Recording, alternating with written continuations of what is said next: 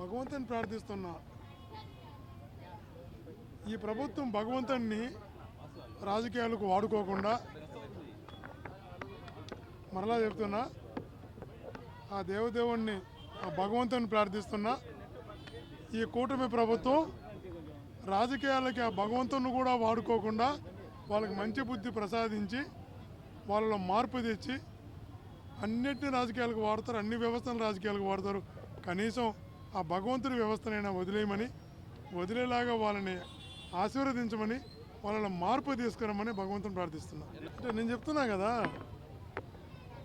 రాజకీయాలకు వాళ్ళు వాడనటువంటి వ్యవస్థే లేదు.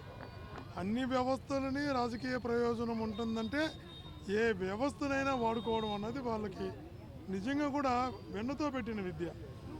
మేము ప్రార్థించేది ఈ శుభ పర్వదినాన ఆ భగవంతుని ప్రార్థిస్తున్నాం. భగవంతుడా, కనీసం మిమ్మల్ని అయినా రాజకీయాలకు వాడుకోకుండా వాళ్ళని దీవించు, మంచి బుద్ధి వాళ్ళకి ప్రసాదించు, వాళ్ళు ఎక్కడైనా కూడా మనుషులుగా మార్చు అని దేవుని ప్రార్థిస్తున్నాం.